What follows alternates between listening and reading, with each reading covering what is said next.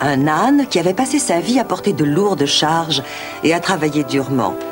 Mais avec l'âge, malgré son désir de se rendre utile, les forces lui manquaient. Allez, avance, espèce de paresseux!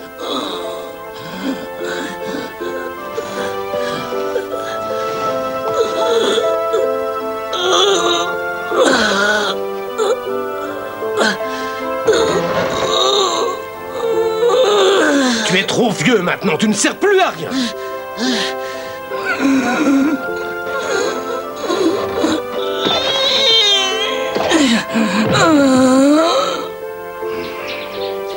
Eh ben, il manquait plus que ça. Quel désastre! Qu'est-ce que je vais faire de toi?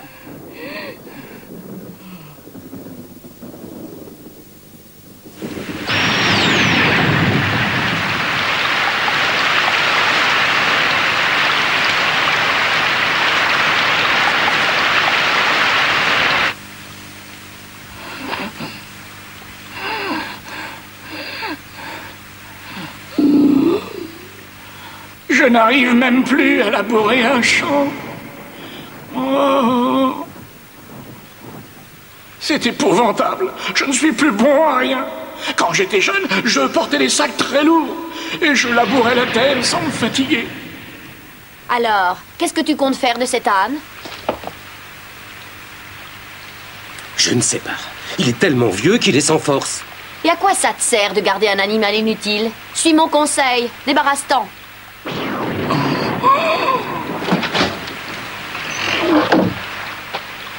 Ma femme a peut-être raison. Avec l'argent qu'il me coûte en avoine, je pourrais en acheter un autre. Oh! Y a quelqu'un là-dedans? Répondez! Oh! Oh! Oh! Ah, oh! Oh! Oh! Oh! Oh! Ça alors, il s'est enfui!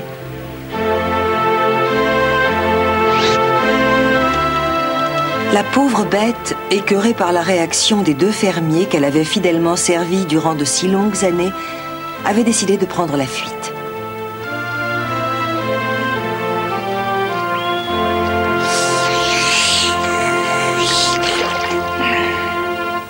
Et maintenant, où vais-je pouvoir aller? Je devrais peut-être me rendre à Brême.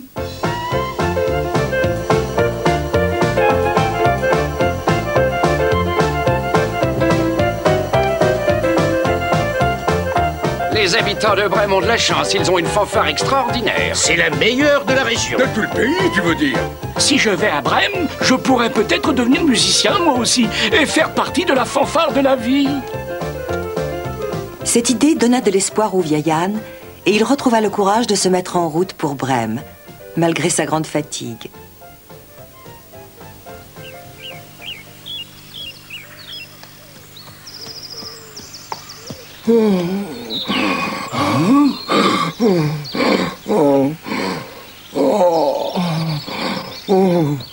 Qu'est-ce qui t'arrive, mon pauvre ami? Tu ne te sens pas bien, tu es malade? Malade, non. Je suis seulement un peu fatigué. Tu es fatigué? Comme tu peux le voir, je suis vieux. Je n'ai plus la force et l'agilité que j'avais avant. Et si je cours, je me fatigue tout de suite.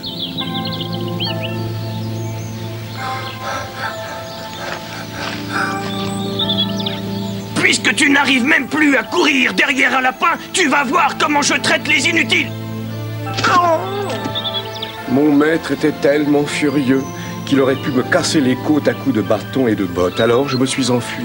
Je te comprends très bien, il m'est arrivé la même chose. Mais à quoi ça me sert d'avoir pris la fuite? Je reste un vieux chien inutile. Alors j'ai réfléchi et j'ai décidé que j'allais me laisser mourir. Attends, il y a peut-être une autre solution. Ah. Au lieu de me laisser mourir, je vais aller à Brême pour faire partie de la fanfare. De la fanfare? Pourquoi ne viendrais-tu pas avec moi? Avec un peu de chance, on devrait pouvoir devenir musicien. Ça ne doit pas être très difficile. Tu pourrais jouer du tambour et moi du luth. Tu veux que je joue du tambour? Qu'est-ce que tu en dis? Comment tu trouves mon idée? Elle est très intéressante. Et plutôt que de me laisser mourir ici, j'ai envie d'essayer. Parfait, dans ce cas, mettons-nous en route. Le chien rassembla ses forces et partit pour Brême, aux côtés de l'âne. Tout à coup, alors qu'ils avançaient sur un chemin de campagne... Tu as entendu ?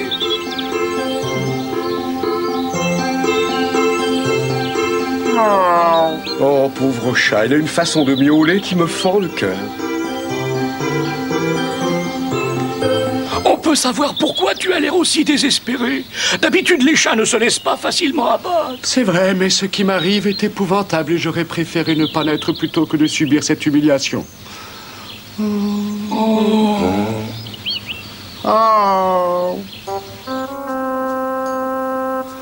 Pendant des années, j'étais un excellent chat. Quand je suis devenu vieux, je pensais avoir droit à un repos bien mérité. Et au lieu de ça... Oh. Mais quel chat es-tu devenu? Tu ne te lèves même plus pour attraper les souris.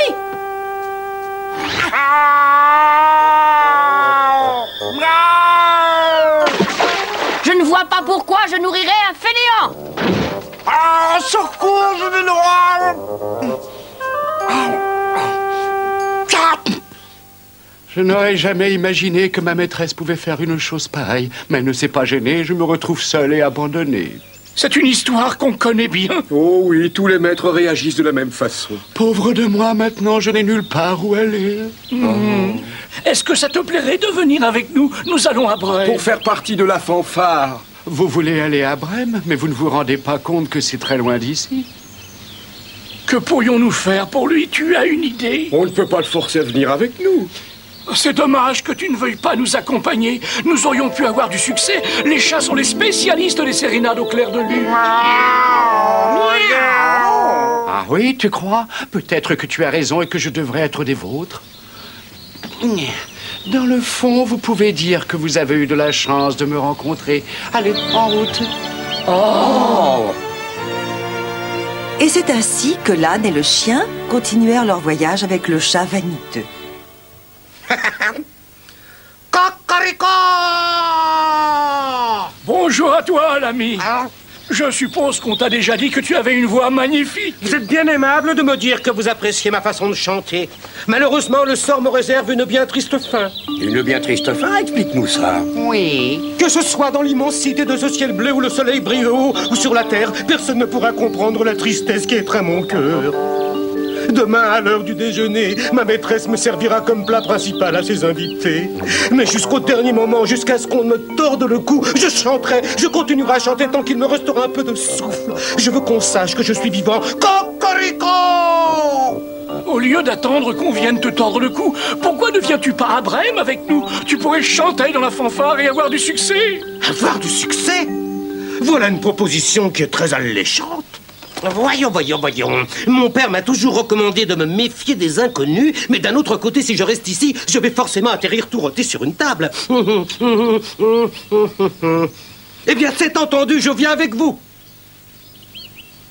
Très bien, alors attention, Brême, nous voilà. Oui! Animés par l'espoir et le désir d'être encore utiles, l'âne, le chien, le chat et le coq se dirigèrent vers la ville de Brême d'un pas mesuré.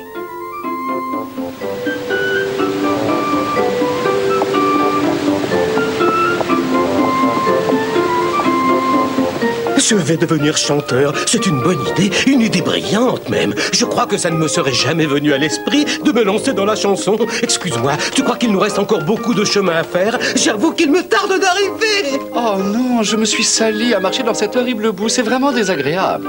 Je n'ai jamais supporté d'avoir les pattes sales. Je ne suis pas un chat sauvage, moi. Je déteste la forêt et les chemins de terre. Oh, le voilà encore qui s'arrête pour se laver. Ne t'en occupe pas, tu verras, il nous rejoindra très vite. Tu ne crois pas qu'on devrait l'attendre? Oh!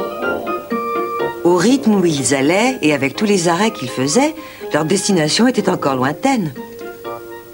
Et quand la nuit tomba, ils étaient toujours dans la forêt. L'âne et ses trois amis se virent donc obligés de trouver un endroit où se reposer. Oh, si tu savais comme j'ai faim. Je t'en prie, ne m'y fais pas penser. C'est affreux. J'ai le ventre vide et je suis en compagnie de 3 vieux. Voilà à quoi j'en suis réduit. Oh, perché sur cette branche, ça m'étonnerait que quelqu'un vienne m'attraper. Je vais pouvoir dormir en toute tranquillité.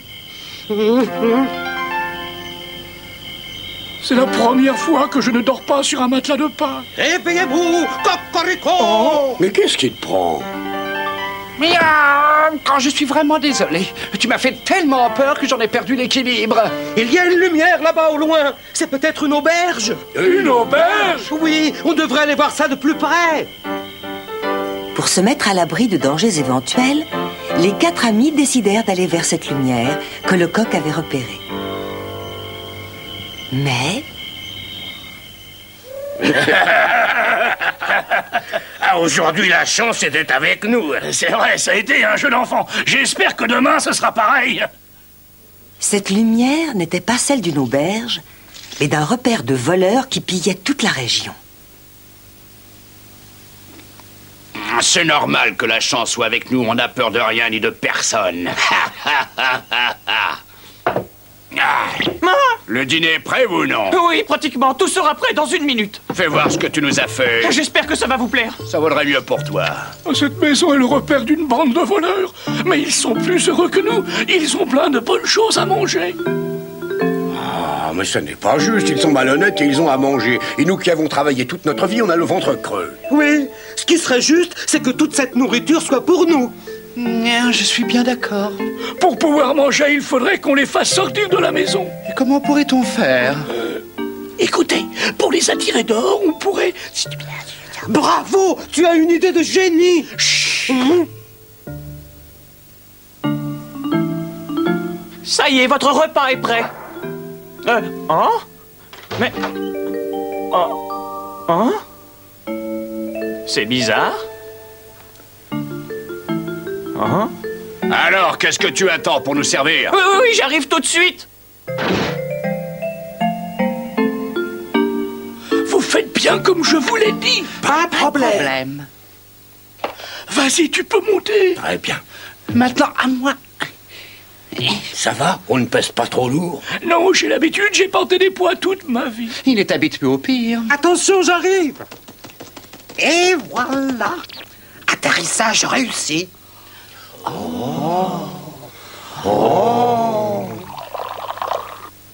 On a bien mérité de s'offrir un festin et de boire de bon vin. Oui, c'est vrai. Allez, à notre santé. On peut commencer. Allons-y.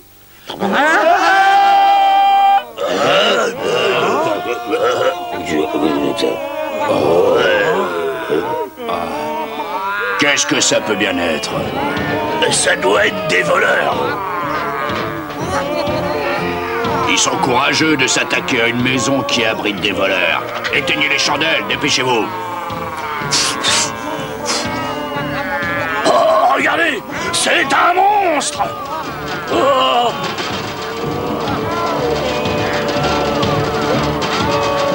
Ah, attention, il essaye de rentrer, au secours. Qui nous joue cette farce?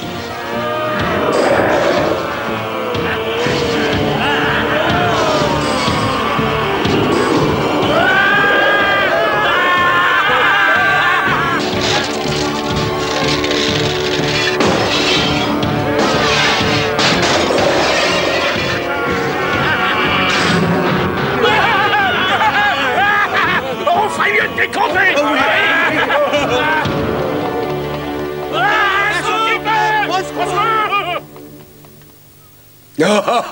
On a réussi à les faire fuir. Nous sommes les meilleurs. Cocorico, cocorico. Je ne pensais pas que ce serait aussi facile. Et venez voir. Quoi? Oh.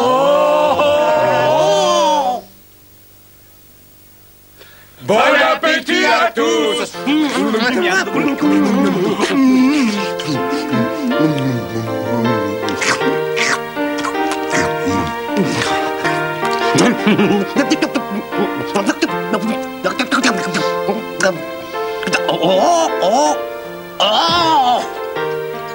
Et voilà comment les 4 amis hurlent dessus sur les voleurs et calmèrent la faim qui les tenaillait.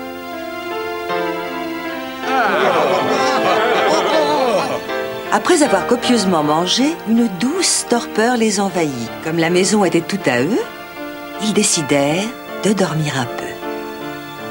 Oh, c'est l'endroit idéal pour que je fasse de beaux rêves. Que c'est bon d'avoir un toit au-dessus de la tête. Si je continue à manger comme ça, je deviendrai énorme. Quelle merveille! C'est la première fois que je dors à l'abri. Quelques minutes plus tard, ils étaient tous les quatre plongés dans un profond sommeil. Mais pas très loin de là, les voleurs s'en voulaient d'avoir fait preuve d'une telle lâcheté. C'est une honte, on s'est enfuis comme des femmelettes sans même chercher à se défendre. Hein? Quelqu'un doit retourner à la maison pour voir ce qui s'est passé. Lequel d'entre vous se porte volontaire? C'est international. Puisque tu insistes, tu as ma bénédiction. Le plus faible de la bande partit vers la maison en tremblant comme une feuille. Oh, pourquoi a-t-il fallu que ce soit moi? J'ai une peur bleue. Oh.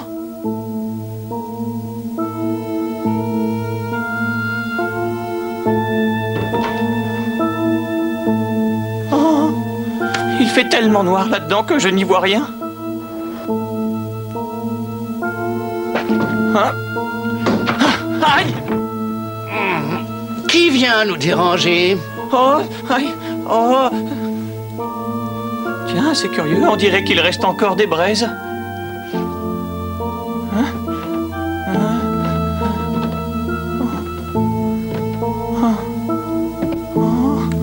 Le tisonnier n'est plus là, c'est bizarre.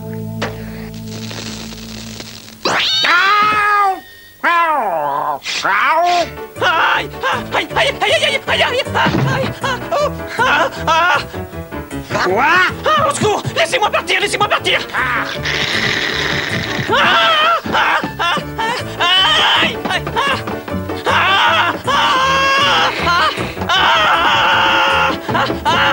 Au secours! Au secours! Aïe! Aïe!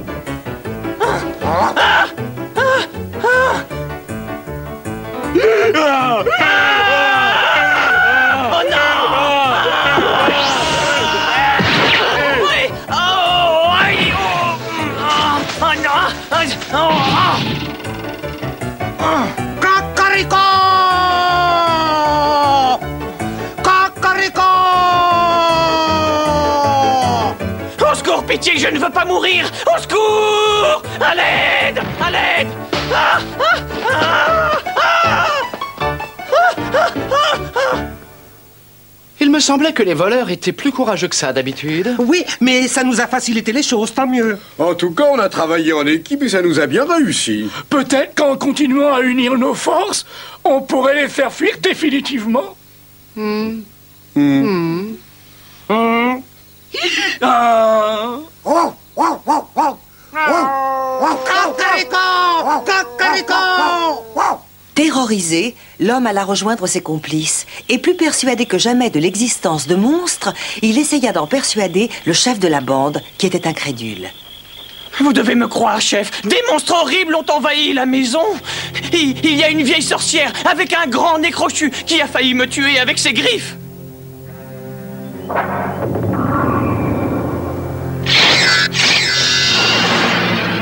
Après, je me suis battu contre une créature très étrange qui voulait me décapiter avec une faux.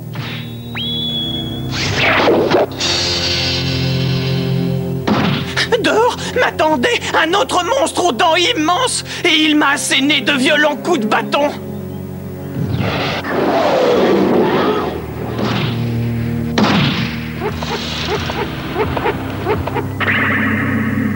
Personne ne pourra en venir à bout. D'ailleurs, quand j'allais partir, le chef de la bande m'a hurlé de ne plus jamais me remontrer. Je ne sais pas où j'ai trouvé la force de fuir. J'ai cru que j'allais mourir sur place. On serait fou de retourner dans cette maison. Mais tu as raison, et ce n'est sans doute pas prudent de rester ici. Ils finirent par être tous convaincus de l'existence des monstres et détalèrent très vite.